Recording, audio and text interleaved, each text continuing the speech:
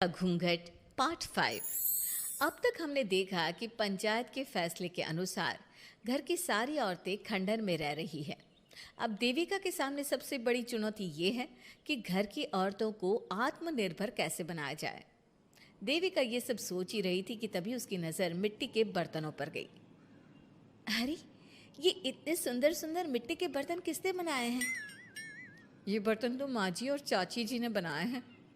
अरे वाह, इतने सुंदर बर्तन तो मैंने आज तक नहीं देखे। माँ जी, चाची जी, आपने ये कहाँ से सीखा? अरे बहू, ये तो हम बचपन से बनाते आ रहे हैं। ये स्टील, पीतल और कांच के बर्तन तो अब चले हैं। पहले तो मिट्टी के बर्तन में ही लोग खाना खाते थे। ठीक है, तो हम दोबारा से मिट्टी के बर्तनों में लोगों को खाना खाना सिखाएंगे। वीना दीदी और सुजाता भाभी, आप दोनों बताओ, आप दोनों को क्या क्या आता है? मुझे तो खाना अच्छा बनाना आता है। बस खाना बनाने के अलावा मैंने कभी कुछ किया ही नहीं। और वीना दीदी, आप बताओ, आपको क्या क्या आता है? पता नहीं, मैंने बचपन से यही सुना है कि लड़कियों को ये नहीं करना चाहिए, लड़कियों को वो नहीं करना चाहिए, इसलिए मैंने कभी कुछ किया ही नहीं। देविका, वीना को सिलाई, कढ़ाई और बुनाई बहुत अच्छी आती है। हाँ, आती तो है लेकिन बहुत अच्छी नहीं। बहुत अच्छी भी आ जाएगी। अब देविका और बाकी सभी औरतें गांव में सबके घर जाती हैं और गांव की सभी औरतों से मिलकर कहती हैं, भाभी जी, अगर आपको अपने या अपने घर वालों के लिए कपड़े सिलवाने हो तो आप मुझसे ही सिलवाना। बहन जी, मिट्टी का चूल्हा, बर्तन या मटका बनवाना हो तो मुझसे ही बनवाना। मैं और विमला दीदी आपके घर के सारे बर्तन बना देंगे। भाभी, आप कभी किसी काम में व्यस्त हो और खाना ना बना पाओ ना, तो आप मुझे बता देना, मैं आपके घर के लिए खाना बना दूंगी। वो क्या है ना, आप तो सारा दिन खेतों में काम करती हो और कभी कभी खाना भी नहीं बना पाती होंगी, इसलिए। इस तरह घर की औरतें जी जान से अपने अपने कामों में लग जाती है। धीरे धीरे उनका काम बढ़ जाता है और वो अपने खंडहर को ठीक करने में लग जाती हैं। वहीं दूसरी ओर घर के सारे आदमी घर का काम संभाल नहीं पा रहे थे। अरे भाई कल्याण, चाय तो पिला दे, जमाना हो गया अच्छी चाय पिए हुए। आप भी ना घर के दामाद से क्या क्या काम करवाते हैं। अभी लाता हूँ चाय। कल्याण, तुम दामाद नहीं बेटे हो, इसलिए इस घर के सुख दुख, घर के काम और बाहर के कामों में तुम्हारा सहयोग तो होना ही चाहिए ना। इतने में कल्याण चाय बनाकर ले आता है। जैसे ही सचिन चाय पीता है तो उसके मुंह से चाय निकल जाती है। जीजा जी, ये क्या बनाया है, इतनी कड़वी चाय? इससे अच्छा तो करेले का जूस होता है। देख सचिन भाई, मैं तो ऐसी ही चाय बनाता हूँ, पीनी है तो पी, नहीं पीनी है तो अपने आप बना ले। मैं खाना बनाने जा रहा हूँ और अकेला नहीं बना सकता, आप में से कोई मेरी मदद करो। सचिन मेरी चाय की बुराई कर रहे थे ना, तुम जाओ अब खाना बनाओ। सचिन और मोहन दोनों खाना बनाने में लग जाते हैं। मोहन भिंडी काटकर कढ़ाई में छोड़ देता है और उसमें पानी डाल देता है। आपने भिंडी में पानी क्यों डाला? शायद पानी नहीं डलता, पता नहीं, लेकिन माँ ने कभी भिंडी में पानी नहीं डाला था। लेकिन बिना पानी के भिंडी बनेगी कैसे, मतलब गलेगी कैसे? बिना पानी के बनाएंगे तो चिपक नहीं जाएगी कढ़ाई से? पता नहीं, चलो देखते हैं कैसे बनती है भिंडी। भैया, कितने दिन हो गए ना अच्छा खाना खाए हुए। खाना तो सुजाता बनाती है, इतना मज़ेदार खाना कोई और बना ही नहीं पाता। सचिन और मोहन खाना तैयार करके ले आए। सभी आदमी खाना खाने लगे। खाना बना तो बहुत बुरा था, लेकिन किसी ने बिना कुछ कहे खाना खा लिया। तभी जोगिंदर ने कहा, घर की हालत कितनी बुरी हो रही है, जगह जगह जाले लगे हैं। 2 दिन से तो किसी ने झाड़ू भी नहीं लगाई घर की। हाँ, और घर में गंदे कपड़ों के ढेर लगे हैं। मेरे पास तो ये आखिरी कुर्ता ही बचा है पहनने के लिए। कल्याण, मोहन, तुम किसी नौकर को रख लो ना। हमने एक दो लोगों से बात की थी नौकर के लिए, लेकिन कोई घर में काम करने के लिए तैयार ही नहीं है। गांव के सभी लोग खेतों में ही मजदूरी कर रहे हैं। घर के सभी आदमी घर के काम में लगे रहते हैं, तो वो अपने खेतों पर भी ध्यान नहीं दे पाते और उन्हें हर महीने आर्थिक रूप से नुकसान उठाना पड़ता है। धीरे धीरे उनके घर की हालत खराब होने लगती है। एक दिन कल्याण सबसे कहता है, घर को तो औरत ही संभाल सकती है, हमारे बस का नहीं है घर संभालना। हमें किसी तरह से उस सब को वापस इस घर में लाना ही होगा। अरे कल्याण बेटा, पंचायत का फैसला था कि औरतें हमसे माफ़ी मांगे, लेकिन उन्होंने माफ़ी नहीं मांगी। अब हम उन्हें बुलाने गए तो उल्टा हमें ही अपनी अपनी पत्नियों से माफ़ी मांगनी पड़ेगी। हमें कोई ऐसा रास्ता निकालना होगा कि वो मजबूर हो जाए हमारे पास आने के लिए। बापू, उन सभी ने अपने अपने काम शुरू कर दिए हैं, क्यों ना हम सबके काम में नुकसान कर दे, इससे वो मजबूर हो जाएंगे हमारे पास आने के लिए।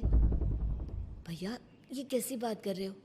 इससे वो मजबूर नहीं होंगी बल्कि और भी ज़्यादा गुस्सा हो जाएंगी। मैं तो बोल रहा हूँ शराफत से जाकर माफ़ी मांग लेते हैं। मुझे यकीन है कोई माफ़ करे ना करे, माँ तो ज़रूर हमें माफ़ कर देंगी। नहीं सचिन, अगर हमने माफ़ी मांगी तो ये सारी औरतें हमारे सर पर चढ़कर नाचेंगी। हमें इनके सामने छोटा नहीं होना है। मोहन, कल्याण, तुम दोनों आज से ही काम शुरू कर दो। बस फिर क्या था, घर के सभी आदमी लग गए काम पर। मोहन और कल्याण रात को खंडहर में पहुंचे और उन्होंने सारे मिट्टी के बर्तन तोड़ दिए। उसके बाद वीना ने जो कपड़े तैयार करके रखे थे वो सारे कपड़े उन्होंने फाड़ दिए। सुबह जब घर की औरतों ने ये सब देखा तो परेशान हो गई। अरे, ये सारे बर्तन किसने तोड़ दिए? माँ, किसी ने मेरे सिले हुए कपड़े ही फाड़ दिए। ये हरकत कौन कर सकता है? और कौन करेगा भाभी, ये सब उन आदमियों की हरकत है। जब किसी तरह से हमें झुका नहीं पाए तो हमारे काम बिगाड़कर हमें परेशान कर रहे हैं। सभी औरतें दुगनी तेजी से काम में लग गई। उन्होंने दिन रात मेहनत की और उस खंडहर को महल की तरह बना दिया। उनके काम की तारीफ सुनकर दूर दूर के गांव से लोग आने लगे और उनसे अपना काम करवाने लगे।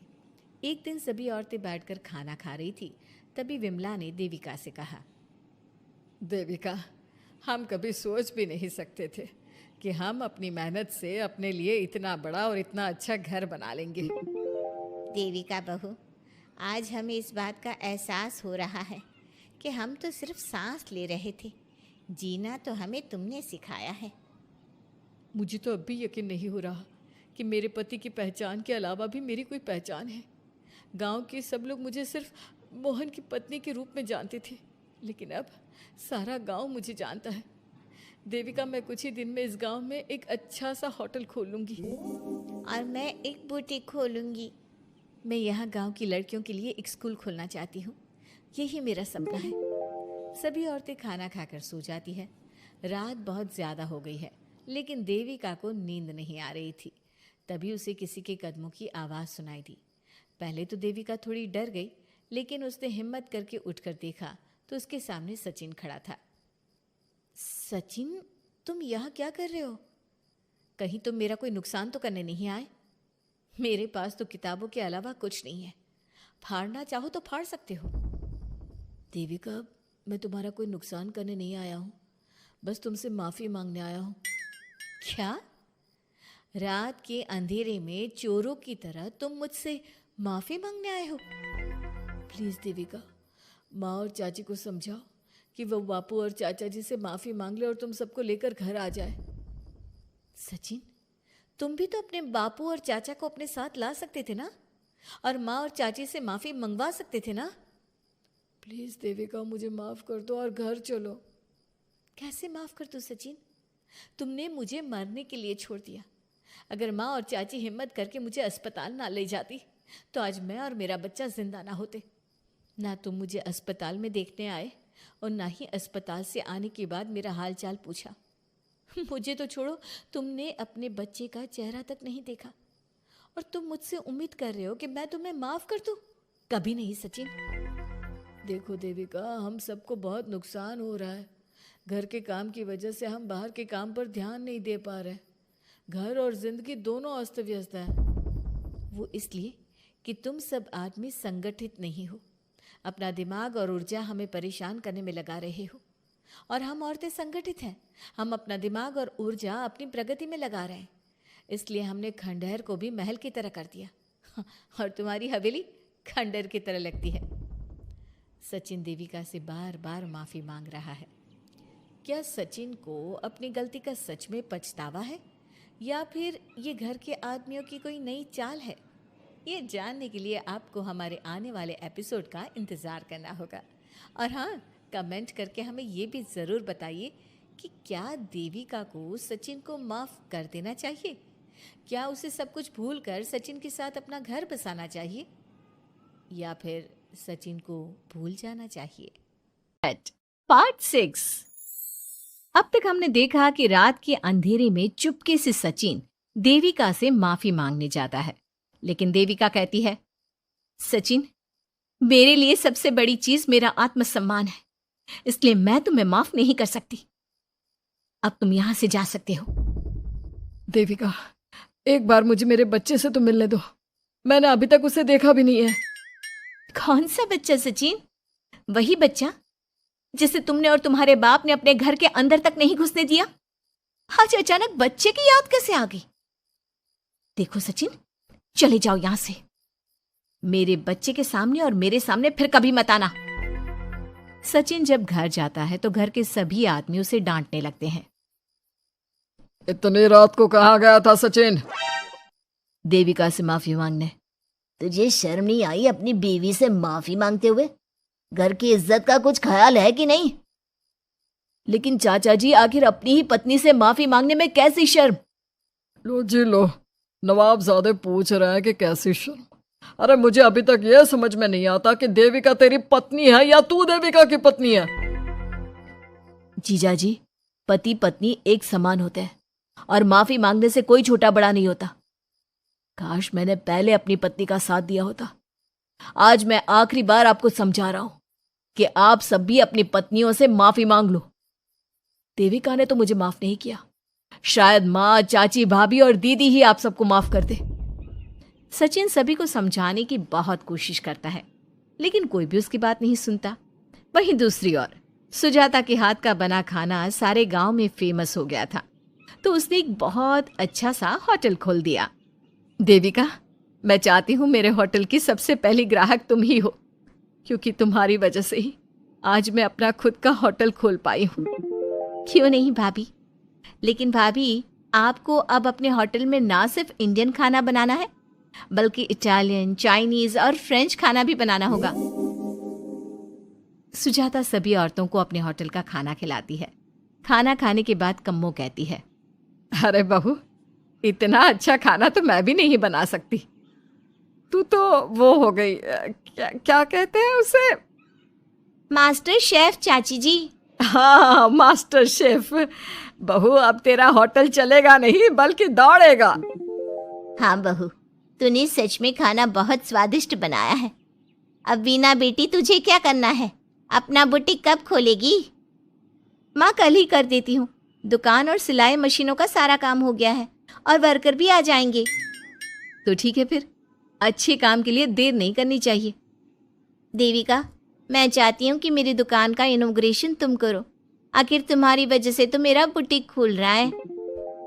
अगले दिन वीना भी अपना बुटीक खोल लेती है। उसका बुटीक भी चलने लगता है। माँ, आजकल ना कस्टमर ज़्यादा हो गए हैं। बुटीक में जो वर्कर है वो वर्कर कम पड़ रहे हैं। मुझे और वर्कर की ज़रूरत है।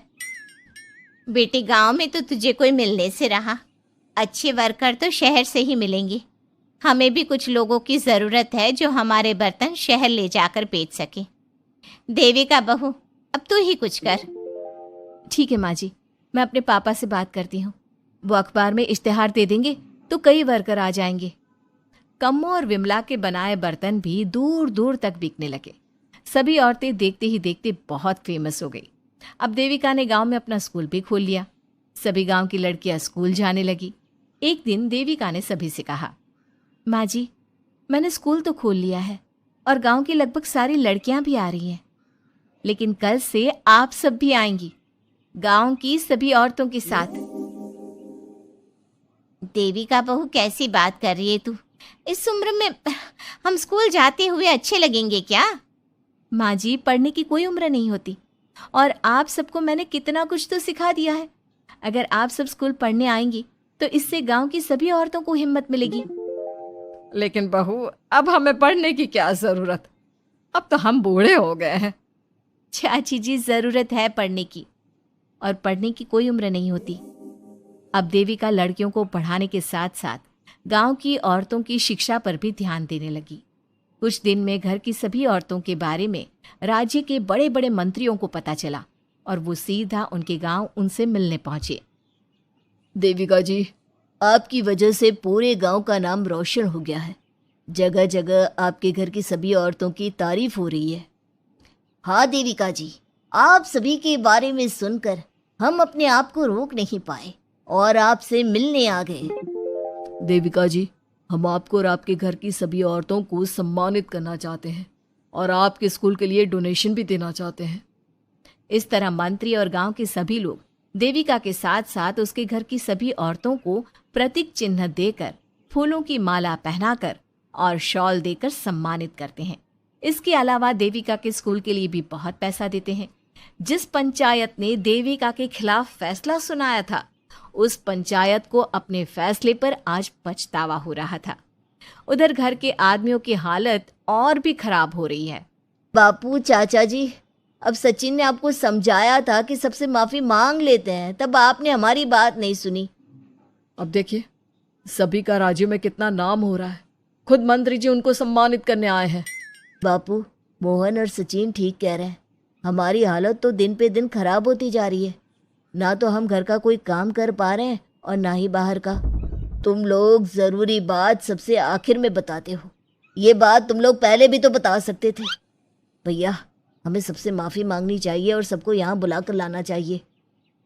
ठीक है, तुम सब यही चाहते हो तो चलो, आज ही घर की सभी औरतों को घर ले आते हैं। घर के सभी आदमी चल देते हैं सभी औरतों से माफी मांगने के लिए। जैसे ही वो औरतों के पास पहुंचते हैं, सभी हैरान हो जाती हैं। कम्मो, ये सब यहाँ क्यों आए हैं? पता नहीं, लगता है आज फिर झगड़ा करने आए हैं हमसे। अगर आज कल्याण ने मुझे कुछ बोला तो इसे छोड़ूंगी नहीं मैं भी नहीं छोड़ूंगी मोहन जी को। ना इनका भरता बनाया तो मेरा नाम भी सुजाता नहीं। शांत रहो आप सब, देखने तो दो क्या कहते हैं। सभी आदमी अपनी अपनी पत्नियों से माफी मांगते हुए कहते हैं, कम्मो, मुझे माफ़ कर दो, मैं तुम्हें घर ले जाने आया हूँ। तुम्हारे बिना घर बहुत सुना लगता है विमला, घर चलो। सुजाता, मैंने जो भी तुम्हारे साथ किया उसके लिए मैं बहुत शर्मिंदा हूँ। मुझे तुम्हारी और तुम्हारे हाथ के बने खाने की बहुत याद आती है। तुम मेरे साथ घर चलोगी ना? वीना, वो घर मेरा नहीं तुम्हारा है और मैं नहीं चाहता कि तुम मेरी वजह से अपना घर छोड़ दो। इसलिए अपने घर चलो और हम सबको माफ़ कर दो। अपने पतियों की इस तरह माफी मांगने से सभी औरतें अपने पतियों को माफ करके उनके साथ जाने को तैयार हो जाती हैं। लेकिन देविका घर आने से मना कर देती है। सभी औरतें उसे समझाती है। देविका बहू, अब घर जाने में क्या दिक्कत है? मांग तो ली सबने माफी। देख तो सचिन भी कितना शर्मिंदा है। हाँ बहू, हमारी लड़ाई तो यही थी कि ये हमसे माफी मांगकर इज्जत के साथ घर ले जाए। अब घर चलने से तेरी शादी बच सकती है। चाची जी, मैं पहले भी बता चुकी हूँ, अब दोबारा से फिर कह रही हूँ, मेरे लिए शादी से बड़ा है आत्मसम्मान। आप लोगों की शादी आपकी मर्जी से नहीं हुई है, लेकिन मेरी शादी मेरी मर्जी से हुई है। इसलिए शायद आप लोगों को फ़र्क नहीं पड़ता कि आपके पति ने आपके साथ क्या किया, पर मुझे इस बात से बहुत फ़र्क पड़ता है कि मेरे पति ने मुझे अपने बराबर नहीं समझा और इसलिए मैं उसे माफ़ नहीं कर सकती। देविका, मैं अपने बर्ताव के लिए बहुत शर्मिंदा हूँ। तो जिंदगी भर शर्मिंदा रहना। और हाँ, आप सब इनके साथ जाना चाहती हैं तो जाइए, लेकिन मेरी एक बात हमेशा याद रखिएगा, शादी सिर्फ एक रस्म होती है। इस रस्म में पति और पत्नी बराबर के हिस्सेदार होते हैं, ना कोई छोटा होता है और ना कोई बड़ा। इसलिए यदि आपका पति आपको सम्मान दे तो बदले में उसे सम्मान दो, नहीं तो वो जैसा करे आप भी वैसा ही करो। देविका सचिन के साथ नहीं जाती है और अपने बेटे के साथ वहीं रहने का फैसला करती है। अब वो न सिर्फ अपने गांव बल्कि हर जगह जाकर महिला शिक्षा और उनके अधिकारों का प्रचार करती है। हमारे प्यारे दर्शकों, हमें कमेंट करके जरूर बताएं कि देविका का ये फैसला आपको कैसा लगा और हमारी कहानी सास का घूंघट आपको कैसी लगी। इसी तरह की मजेदार कहानी सुनने के लिए हमारे चैनल को सब्सक्राइब ज़रूर करें।